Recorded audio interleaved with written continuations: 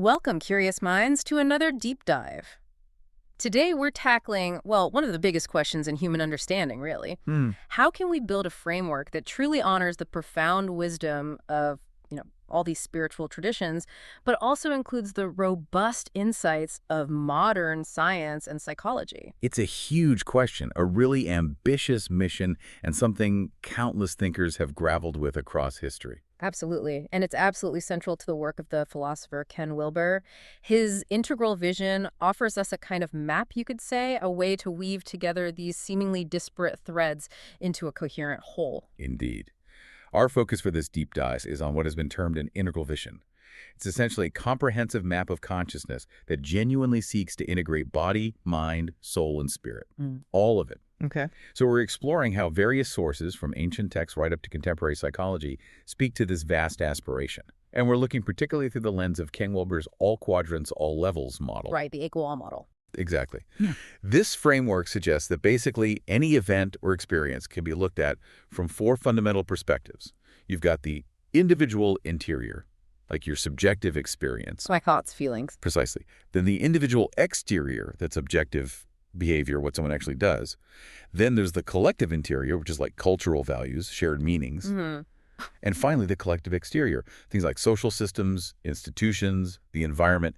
And within each of those quadrants, Wilber argues there are definable levels or arcs of development. Okay, let's unpack this a bit more because our source material includes a brief but, well, pretty powerful statement from Wilber's own text, The Integral Vision, and it challenges us directly. It says, we are not at this point talking about whether there is or is not a real spirit or an actual ground of being. So setting that aside for a moment, we are talking about whether there are these three great arcs, or sliced a slightly different way, three great tiers of human development. And the answer is that any empirical study that has looked carefully at the entire sweep of human development has concluded yes. And what's truly fascinating here, and really foundational to an integral approach, is that assertion.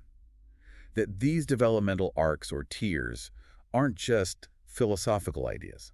Not just concepts. No, they are empirically verifiable. That's the claim.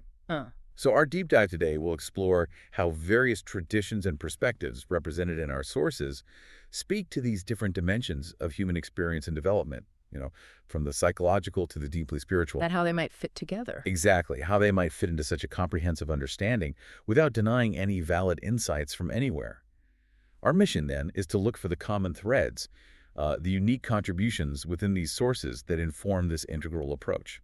Sort of providing listeners with an accessible introduction to this, well, remarkable map of consciousness. Precisely. And ultimately, maybe a more holistic way for you to understand yourself and the world. Okay, so our first crucial step in building this integral framework has to be, honestly, mapping the inner landscape, the self. And what we find, maybe surprisingly, maybe not, is a consistent message across millennia, across disciplines. Which is? That our everyday self, the one we usually identify with, is often not our deepest reality. Let's start with that really familiar yet often problematic part of our inner world, the ego. Ah, yes, the ego. Eckhart Tolle, in A New Earth, describes the ego not just as the unobserved mind, that relentless internal chatter. The voice in the head. Exactly. But also as the unobserved emotions that are the body's reaction to what the voice in the head is saying. Right, so it's a mind-body connection there. Absolutely. He highlights how this dysfunctional, unchecked thinking leads to what he calls emotional thinking and emotional story making. It's like this internal drama that just burns up a huge amount of our precious energy in useless protest or anger. Yeah. Those moments, right? Sure. Caught in a loop of resentment or frustration over something you can't change, or maybe something completely hypothetical. Oh, definitely. We all know that feeling. That's the ego in full swing, and it's incredibly draining. And if we connect this to the bigger picture that an integral vision is trying to paint, Coley suggests this egoic activity goes way beyond just, internal discomfort. It fundamentally shapes how we interact with the world. How so? Well, he argues it leads people to unknowingly sabotage their own work, maybe withhold help or information from others, or even try and undermine them. Why? Because, as he puts it, cooperation is alien to the ego. The ego sees separation. Exactly. It sees threats. Its drive is for individual survival, individual prominence. So this mindset creates a profound separation from the whole, leading to a situation where, Tolle says, the universe in the form of people and circumstances gives little or no help to you. Wow. Because you've cut yourself off. Implicitly, yes. You've cut yourself off from that natural flow of connection and support. So this raises a really important question for our integral map. What happens when we can actually begin to move beyond this ego-driven existence? And you see parallels elsewhere, right? Oh, strong parallels. Think about C.S. Lewis in Mere Christianity. Yeah. He describes the natural life in each of us as inherently self-centered, something that wants to be petted and admired, to take advantage of other lives, to exploit the whole universe. That's quite a statement. It is. But both Tolle and Lewis, from really different perspectives, are highlighting how this egoic drive for personal gain is just a significant drain on our life force. Yeah. It manifests as this kind of anti-energy, creating resistance in daily life rather than flow. Yeah. So this initial stage of human development, where the ego is largely unobserved and dominant, is a crucial starting point for understanding how we grow beyond it. It's like a baseline on that developmental arc. That idea of anti-energy really resonates. I can certainly feel that internal churning when I'm stuck in traffic or frustrated. It just drains your vitality. It makes me wonder then, if the ego is such a persistent energy-sapping construct, what about our most fundamental experience, our physical body? Good question. Because here's where it gets really interesting. Tolle also touches on the, well, surprising nature of our physical form.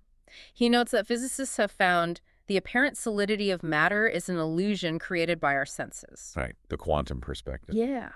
He marvels that the physical body is no more than a misperception of who you are, and compares its spaciousness, apparently it's 99.99% empty space between and within atoms, to the vastness of the universe itself. That's mind-bending. Isn't it? He points out how light travels for years from our nearest stars, millions of years from other galaxies.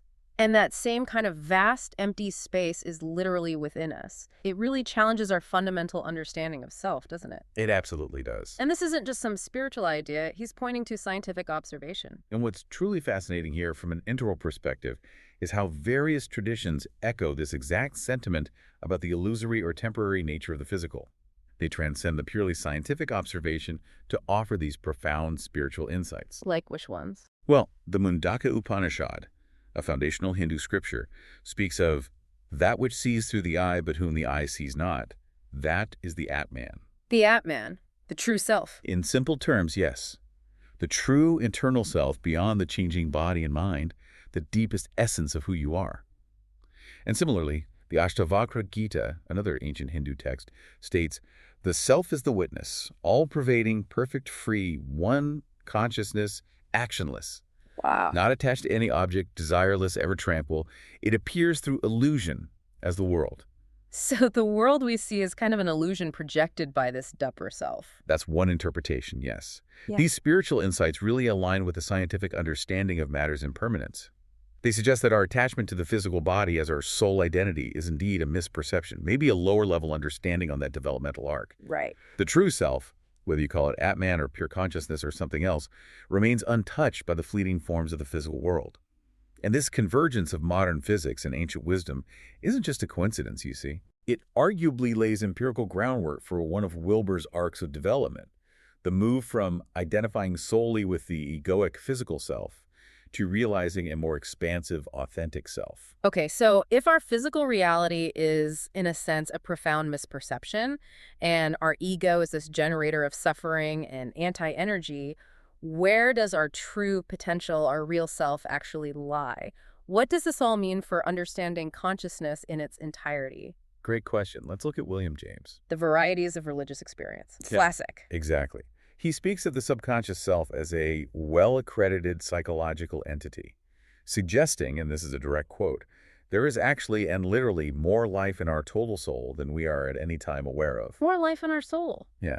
He cites Meyer's idea that each of us is in reality an abiding psychical entity far more extensive than he knows. It's like there's this whole hidden reservoir of being within us, right? Yeah. A deeper current beneath the surface of our conscious awareness. So how do we access it if it's subconscious? Well, that's the critical question in our integral inquiry, isn't it?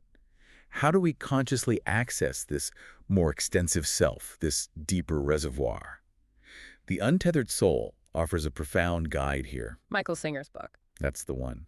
It describes a place deep inside of you, where the consciousness touches the energy and the energy touches the consciousness.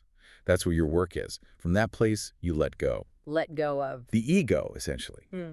The goal is to break the ultimate habit, the constant draw of the lower self, that ego we just discussed, and become free to explore the nature and source of your true being, pure consciousness. That sounds like a huge leap. It is a significant leap in developmental capacity, and this connection to a deeper, more expansive self is absolutely crucial for understanding those three great arcs of human development that the integral vision proposes. And James hinted at this potential too, right? He did. He alluded to this deeper self as a source of potential, noting that many performances of genius seem to have their origin in this subliminal region. And he also observed that in moments of mystical experience or profound prayer, invasions from this subliminal region play a striking part in religious life. So it's not just potential, it's like an active force. Potentially, yes. Yep. From an integral perspective, this isn't just some abstract spiritual concept. It's presented as a verifiable psychological reality that represents a distinct higher arc of human development. It's that transition from egoic identification to an experience of a transpersonal pure consciousness, a state actively cultivated by numerous wisdom traditions. Okay, so moving beyond just mapping the inner landscape, our next crucial step in constructing this integral framework is to explore the paths. The active methodologies that guide individuals toward deeper self-realization and spiritual development. The practices, the tools. Exactly, the tools that help us navigate those arcs of development we're talking about. And we find, well, a beautiful simplicity in Taoism, for instance. Zhuangzi, a profound philosopher from way back in the 4th century BCE, taught that an individual's life should be in alignment with, not in opposition to, nature and the Tao. The way. Right. This isn't about rigid rules or striving. It's more a call to effortlessly merge with the fundamental flow of existence, that underlying principle of the cosmos, rather than struggling against it, finding natural harmony. And if we connect this to the bigger picture, the Tao Te Ching, which is quoted in Zen and the Art of Motorcycle Maintenance, articulates this further. Tao does not act yet. It is the root of all action. Tao does not move yet. It is the source of all creation. The ultimate paradox. It really is creative stillness. This text suggests that if leaders could hold it, everyone under them would naturally turn within. It also speaks of the nameless simplicity that frees the heart of desire and reveals its inner silence. Inner silence. Not just quiet, but something deeper. Exactly. Not merely an absence of noise, but a profound state of peace and contentment, described as the anchor of the universe within himself. The Taoist ideal is really contentment and peace, where contentment alone is enough. Indeed, the bliss of eternity. And you see this illustrated playfully too, right? Oh yeah, in the Pu Wei, from the Tao of Pu. No stress, no mess comes from allowing events to flow naturally. Think about Winnie the Pooh rather than frantically trying to find his way. Who just follows the honey pods. Or lets the river carry him. He trusts the inherent wisdom of the moment. It's about being in tune with what is, rather than forcing what we want. So from an integral perspective. From an integral perspective, Taoism offers this profound path to moving beyond egoic striving, connecting with the natural intelligence of the universe, and cultivating a state of simple, non-dualistic awareness. That definitely constitutes a significant developmental arc, shifting from control to flow. Okay, so in contrast to Taoism's emphasis on natural flow, in Buddhism, we encounter a very structured, almost systematic path to liberation. Quite different in approach. The Dhammapada, that collection of sayings of the Buddha, states, "Of paths, the eightfold is the best. Of truths, the 4 statements." The 4 noble truths and the noble eightfold path. Core teachings. Right. They outline suffering, its cause, its cessation, and the path to end it. It emphasizes detachment and extinction of intoxicants, which means freedom from mental defilements like greed, hatred, delusion. The poisons of the mind. Exactly. All to attain the state that is peace. This sounds quite prescriptive compared to Taoism's fluid approach, doesn't it? It does. Yet both ultimately aim for a similar state of inner tranquility and liberation from suffering. The Dhammapada also urges practitioners to cut away the 5, relinquish the 5, and especially cultivate the 5. Can you unpack those 5? Sure. To cut away the 5 generally refers to abandoning the 5 lower fetters, binding one to cyclic existence, things like self-view, doubt, attachment to rights. Yeah. To relinquish the 5 means letting go of the 5 higher fetters, like craving for fine material existence or conceit. And to cultivate the 5 means developing the 5 spiritual faculties: faith, energy, mindfulness, concentration, and wisdom. It's really a profound program of purification and cultivation. A call to, as the text says, bail out this boat of existence from the turbulent waters of lust and hate. Wow. So how does one actually do that? Well, what's truly fascinating here, and essential for integral understanding, is how meditation offers a practical methodology for this Buddhist path. It directly addresses the mind and its workings, which fall squarely within the individual interior quadrant of Wilber's model. Right, the subjective experience. Exactly. Sam Harris, in Waking Up, describes meditation fundamentally as a method of breaking the spell of thought. Breaking the spell, I like that. Doesn't it capture it well? He notes that initial progress often just involves noticing how distracted you are, that constant stream of egoic thoughts. But persistence leads to a taste of real concentration, and begin to see thoughts themselves as mere appearances arising in a wider field of consciousness. So you detach from the thought. Precisely. This practice directly supports the Buddhist goal of peace and detachment by allowing you to observe and release thoughts without judgment, rather than being swept away by them. Pema Chodron echoes this in The Throw, When Things Fall Apart, suggesting we stay in the middle between indulging and repressing, acknowledging whatever arises without judgment, letting the thoughts simply dissolve. Finding freedom from the mind's narrative. Exactly, which aligns precisely with breaking that constant draw of the lower self we talked about with Tully. So from an integral perspective, Buddhist meditation is this powerful technique for cultivating higher stages of consciousness. Moving beyond concepts to direct experience. Yes, to a direct experience of spacious, pure awareness, a direct experience of a higher arc of development. It's a disciplined approach to the very same internal landscape that Taoism approaches through effortless alignment, showing different yet complementary paths to similar peak experiences. Okay, let's turn to the Bhagavad Gita, another foundational text, this time from Hinduism. It offers another profound approach. Speaking of Sanatana, can you explain that term? Sanatana essentially translates to the eternal constitutional occupation or nature of the living entity. It points to an inherent divine purpose for human life, a natural state of being that has, for many, been forgotten or obscured by the conditioned mind. Like something we need to return to. Exactly. The Gita describes Lord Krishna descending to reclaim fallen, conditioned souls to their eternal Sanatana positions in eternal association with the Lord. It's about returning to that original eternal relationship with the divine, a core identity distinct from the temporary physical self or ego. So what's the ultimate state of realization in this framework? Where does this path lead? Good question, as it points to the higher arcs of development. The Bhagavad Gita states, when your mind is no longer disturbed by the flowery language of the Vedas, and when it remains fixed in the trance of self-realization, then you will have attained the divine consciousness. Divine consciousness is that samadhi. Precisely.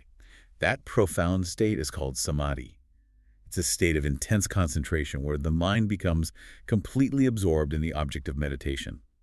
In this context, it signifies fully realizing Brahman, Paratma, and Bhagavan. Those are different aspects of the absolute truth in Hinduism, right? Correct. Brahman is the impersonal, all-pervading spirit. Paramatma is the supersoul, residing within all living beings. And Bhagavan is the supreme personality of Godhead, the personal aspect of the divine. And this realization often comes with the understanding that one is eternally the servitor of Ko, implying a loving, devotional relationship. And the Yoga Sutras also talk about samadhi. They do. Patanjali's Yoga Sutras elaborate on samadhi as continuous, effortless linkage of the attention to the special person, object, or force, leading to what's called Dahavara Praja. Which means reality-perceptive insight, or truth-bearing wisdom knowledge directly perceived, not just learned. The process, as described in the sutras, involves the decrease of varying objectives in the mental-emotional energy and the increase of the one aspect within it. It's about focusing the mind intensely. so moving beyond just reading texts. Yes, transcending mere intellectual understanding or the flowery language of the Vedas to achieve direct, unmediated communion with the divine. It's a profound shift in consciousness, representing a very high arc of human development, moving from intellectual understanding to direct experience and even identification with the divine, a pinnacle of spiritual realization in many traditions. Now, Christian traditions also speak to deep internal transformation, though often using different language and frameworks, maybe. Absolutely. The language differs, but the underlying aim of transformation is often very similar. Take A Course in Miracles, for example. It's described as spiritual psychotherapy. It emphasizes finding no deception there, but only the simple truth within ourselves, a truth brought to our awareness by the Holy Spirit. And it calls for holy relationships, where you recognize the eternal gift of God to you in another person, in your brother or sister. So it's relational, not just individual. Exactly. It's not just about individual salvation or a solitary spiritual journey, but about transforming our interactions, seeing the divine not only within ourselves, but reflected in others. And what's truly fascinating here, the core integral insight, is the profound shift in purpose that accompanies this realization. Marianne Williamson, reflecting on the Course, states that the only real pleasure comes from doing God's will, and that the crux of salvation in any area is a shift in our sense of purpose. A shift in purpose? How so? It involves dedicating aspects of our lives, relationships, work, everything to God's purposes, asking that they be used as instruments through which the world is healed. This profound shift, moving from personal gain and egoic desires to divine service and universal healing, is considered a miracle within the Course's teachings because it completely reorients our entire being. That's powerful. It is. And you see similar themes in classic Christian mysticism. The Cloud of Unknowing from the 14th century focuses on letting go of the business about the love of Him, meaning stop intellectualizing or conceptualizing God, and instead be occupied in spirit. Just be with the divine. Essentially, yes. Taking little heed or none what men did or said about them. It emphasizes an inward focus, a surrender of the discursive mind to a direct, unmediated experience of divine love. And Theologia Germanica, another mystical text, posits that whoever knoweth God must love Him, and that true knowledge and love are all of God alone, not something we achieve ourselves. It's a kind of radical humility. Exactly. This deep humility, self-surrender, and dedication of individual will to divine purpose underscore the transformative power of these mystical paths. They move individuals along an arc of development, from self-centeredness to altruistic divine love, encompassing both the individual interior and its profound impact on the collective interior relationships. Shifting our gaze now, let's look at indigenous traditions. Black Elk Speaks offers incredibly powerful insights into direct spiritual connection and a profound reverence for the natural world. A very different flavor, but equally profound. There's Crazy Horse's statement, "My Father is with me, and there is no great Father between me and the Great Spirit," that just beautifully captures this direct, unmediated relationship with the sacred, doesn't it? Free from hierarchical intermediaries. It really does. Pure connection. And Black Elk's own vision of the Wanikia, which is a Lakota term for a savior figure under the blooming tree. It represents such a profoundly transformative spiritual experience, showing how deeply embedded these encounters are in Lakota culture, often through vivid symbolic visions. And Joseph Campbell in The Power of Myth highlights how indigenous cultures demonstrate this intrinsic reverence of respect for nature that goes far beyond, say, modern environmentalism. How does he illustrate that? He cites the Bushman's mystical participation in the death of the animal, whose meat has become their life. It's not just hunting. It's seen as a ritual act of gratitude, a recognition of dependency on the animal's voluntary giving of its life. A deep, sacred exchange. Wow. He also notes how mythology itself adapts it, transforms from a vegetation mythology to a buffalo mythology based on environmental interaction. This underscores his point that myth must be kept alive. The people who can keep it alive are artists of one kind or another. Artists in a broad sense. Storytellers, ritual keepers. Exactly. This constant mythologization and remythologization keeps people in a living, dynamic relationship with their spiritual narratives and their land. The Sundance, the sweat lodge mentioned in Black Elk, speaks these are concrete examples of such ritualized practices that facilitate these direct spiritual connections and integrate the community with the sacred cycles of nature. And Black Elk himself seemed to integrate different beliefs. Yes, it's incredibly interesting. His narrative suggests he may have blended traditional Lakota and Catholic beliefs, demonstrating a powerful form of integration in his own life, a personal synthesis. He spoke of the sixth grandfather, representing the spirit of mankind, hinting at a universal spiritual essence transcending specific cultural forms. So, from an integral perspective. From an integral perspective, indigenous traditions offer this vital understanding of the interconnectedness of the individual, the community, and the cosmos. They really highlight the collective interior, cultural values, and exterior, social systems, nature, in the spiritual journey, emphasizing direct experiential connection and reverence for the earth as a pathway to higher consciousness. These practices and beliefs represent distinct, yet equally valid, arcs of human and collective development towards wholeness. Okay, so we've explored the inner landscape of the self and these diverse paths towards spiritual growth. Now, let's dig into the reciprocal relationship between an individual's internal state and how they perceive and interact with the external world. The inner reflecting the outer, and vice versa. Exactly. The way we perceive reality, it turns out, is deeply, profoundly intertwined with our internal state. A Course in Miracles highlights this powerfully. It states, "The world you look on is the answer that it gave you, and you have given it power to adjust the world to make its answer true." That's quite a statement. What does that really mean? Well, it isn't just poetic, I think. It suggests a powerful, maybe even slightly alarming ability for our internal beliefs, our interpretations, even our fears, to literally shape the reality we experience, often reinforcing our own perceptions, whether they serve us or not. So our inner world is projecting onto the outer world. In many ways, yes, that seems to be the idea. This raises a profoundly important question for our integral framework, then. If our minds truly shape our reality, what does that mean for cultivating a positive, expansive internal state? And how does this relate to those developmental arcs? Right. How does it work in practice? Well, think back to Eckhart Tolle's A New Earth. He describes that vicious circle between unexamined thoughts and emotions. The voice in the head tells a story, the body believes it and reacts, and those emotions, in turn, feed energy right back to the thoughts that created them. A self-perpetuating cycle of internal drama. Exactly. Yeah. So the goal is to break this cycle by becoming present, by observing these patterns non-judgmentally. And Mark Manson, in The Subtle Art of Not Giving a Feck, reinforces this from a more maybe pragmatic angle. He says, we don't always control what happens to us, but we always control how we interpret what happens to us, as well as how we respond. Which gives us immense agency. Huge agency over our experience of reality, even if external circumstances are beyond our control. And we see this powerfully illustrated in Tara Brax's radical acceptance, with Sarah's experience. Remind us about that. Sarah was experiencing intense anxiety and longing. But instead of suppressing it, she started paying attention to the churning thoughts and feelings of anxiety, just noticing them. And this mindful, non-judgmental attention led to a release, a dissolving and opening through her chest, transforming her perception of that intense longing into something tender and expansive. So by engaging her inner state, she changed her outer experience. She quite literally changed her experience of reality. This profound insight, which cuts across psychological and spiritual sources, highlights that our internal developmental stage directly influences our perceived external world.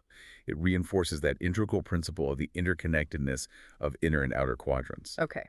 Following that thread of inner and outer worlds, Ralph Waldo Emerson, in his essays, just beautifully articulates how the natural world holds deeper meanings beyond its surface appearance, how it acts as a direct mirror to our own consciousness. The transcendentalist view. Exactly. He observes that the highest minds of the world have never ceased to explore the double meaning, or shall I say the quadruple or the centuple or much more manifold meaning of every sensuous fact. Every sensuous fact. Yeah. So everything we perceive through the senses. Right. He names figures like the mythical Orpheus, the pre-Socratic Empedocles, Heraclitus with his philosophy of flux, the great Plato, and the poet Dante. All as people who understood that the natural world isn't just physical stuff. It's a teacher. A profound teacher, yes, and a mirror of intrinsic ideal beauty and truth. For these minds, a tree isn't just wood and leaves. It's a symbol of growth, resilience, connection to earth and sky. You get the idea. And if we connect this to the bigger picture of an integral vision, this idea is echoed in the profound value placed on nature across various traditions. It reveals this reciprocal relationship between humanity and the environment that extends way beyond just utility or aesthetics. How so? Well, think of Lao Tzu in the Tao Te Ching. Yeah. He describes, when Tao is present in the empire, men follow their own nature and riding horses work the fields. It paints this picture of societal harmony rooted in alignment with natural principles. And when Tao is absent, Then, war horses breed on sacred ground. It illustrates a fundamental disconnection from nature that leads to conflict and imbalance. It suggests societal harmony, and our relationship with the natural world are intrinsically linked to our internal alignment with the Tao, with the Way. and Thoreau. Henry David Thoreau in Walden finds these profound reflections in the lake. He sees it as full of light and reflections, becoming a lower heaven itself. For him, water gives buoyancy to and float the earth, and looking into a well reveals that earth is not continent but insular. He's drawing these deeper, almost philosophical truths from simple natural observation. So connecting with nature gives insights into consciousness. That's the idea. These examples highlight how deeply engaging with nature can provide not just aesthetic pleasure, but profound insights into consciousness itself, revealing that interconnectedness of inner and outer worlds. From an integral perspective, this shows how developing higher stages of individual consciousness, that's the inner quadrant, allows for a deeper appreciation and alignment with the objective natural world, the outer quadrant. And that impacts the collective, too. Absolutely. It impacts the collective cultural values, social systems where every sensuous fact can hold manifold meaning and contribute to our holistic understanding. It seems we often unconsciously divide our experience into these neat little boxes, don't we? Labeling some things sacred and others profane, creating these artificial boundaries in how we understand the world. We definitely tend to do that. But what if that line is, in essence, an illusion, a human invention? Caspar Terculli, in The Power of Ritual, suggests something really interesting here. He says, we've been taught that there's somehow a line that makes a church building sacred and a supermarket secular. That vertical line is an invention. Instead, imagine a horizontal line between the shallow and the deep. Wow.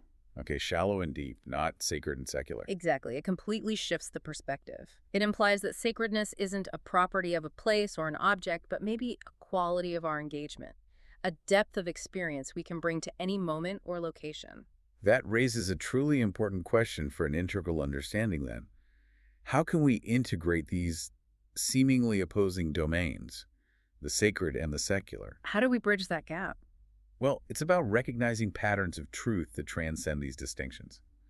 Aldous Huxley, as discussed in Michael Pollan's How to Change Your Mind, believed that at the base of all the world's religions, there lies a common core of mystical experience he called the perennial philosophy. Right, the idea of a universal spiritual truth. Exactly. This concept suggests a deeper unity, a universal substratum of spiritual truth that transcends denominational boundaries and, importantly, that perceived sacred-profane divide.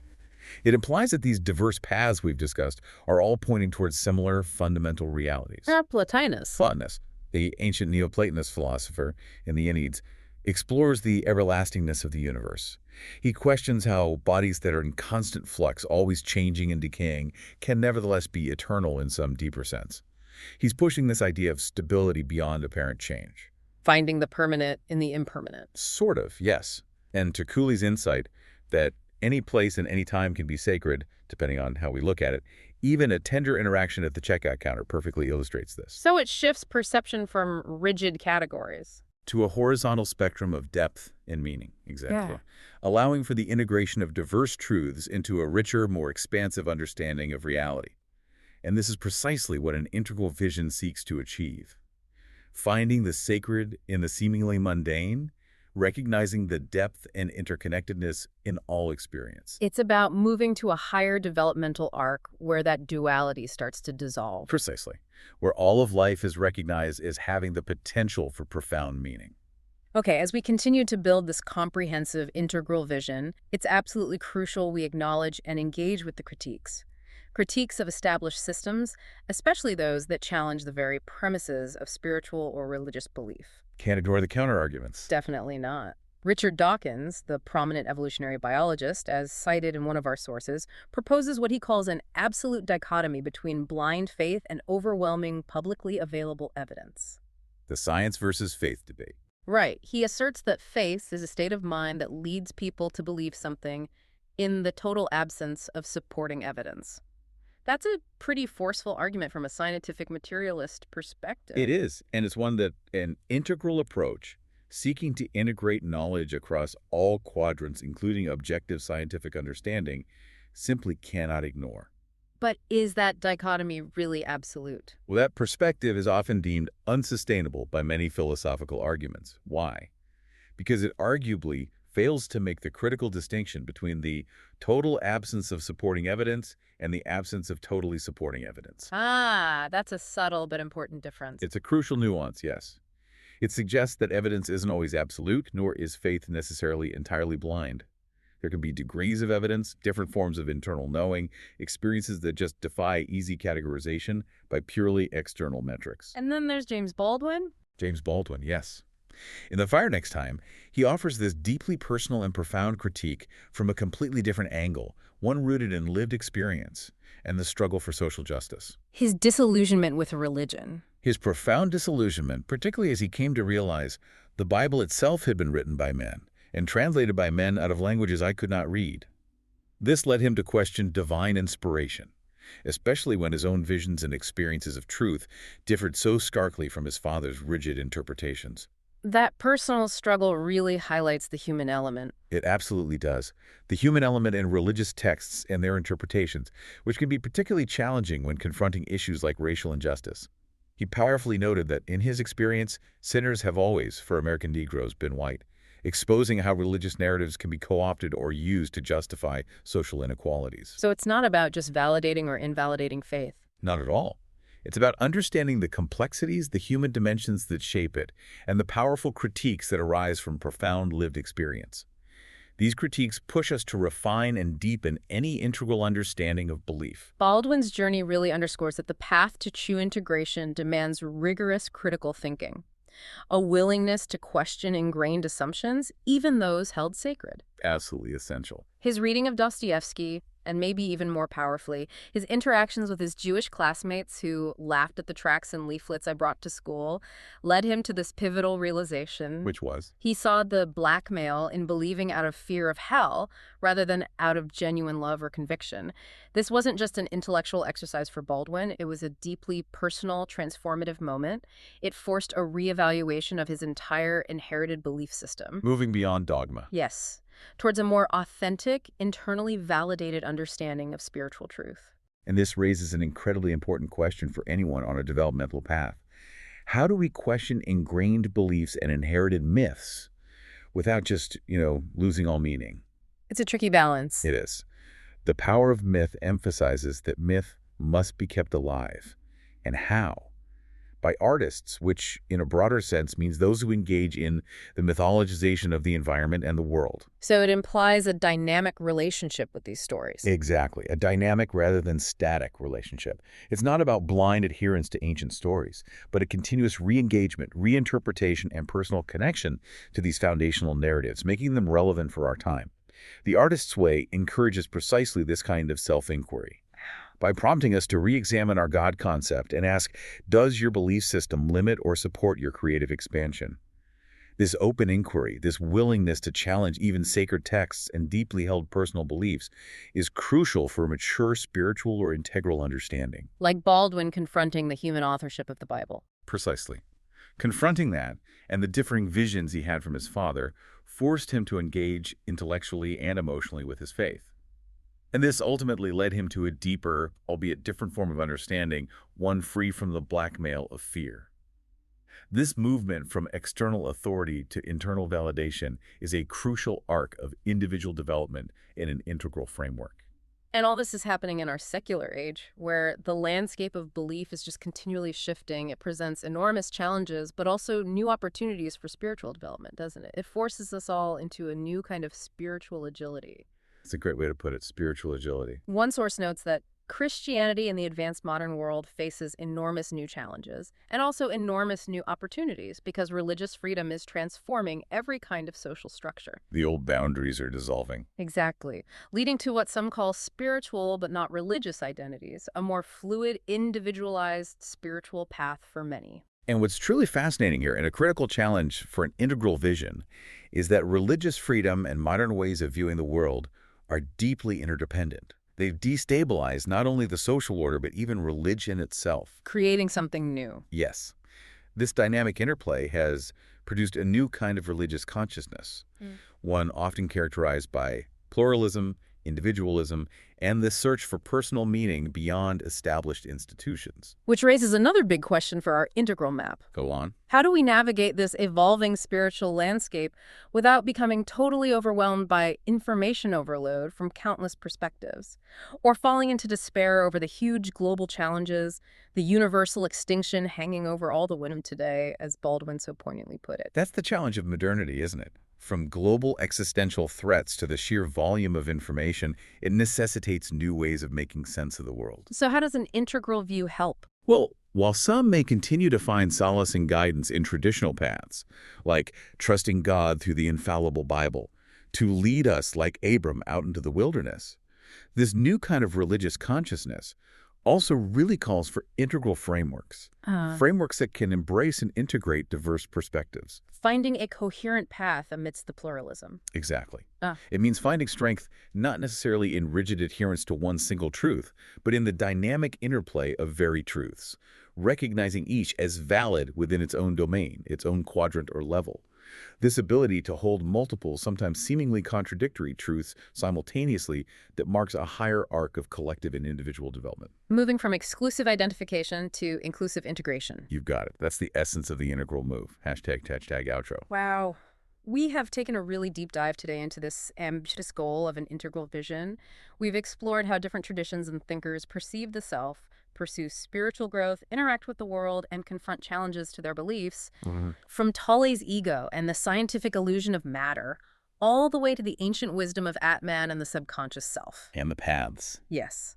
From Taoist flow to Buddhist meditation, Hindu devotion, Christian mysticism, and Native American reverence for nature, we've seen such a rich tapestry of human striving for understanding, all contributing, hopefully, to a more complete picture of what it means to be human and what it means to truly understand reality. Exactly.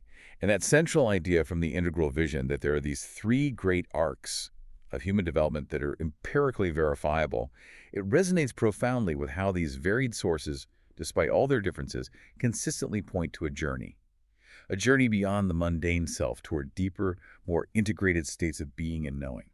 Each offering pieces of the puzzle. Crucial pieces of a grander map of consciousness, yes, integrating body, mind, soul, and spirit in their unique ways. And Ken Wilber's All Quadrants, All Levels framework really provides us with an extraordinary lens for understanding these diverse paths. Not as competing truths, but as complementary dimensions of a single evolving human consciousness. It helps us see how each tradition, each philosophy, offers vital insights into different aspects of our reality and different stages of our development.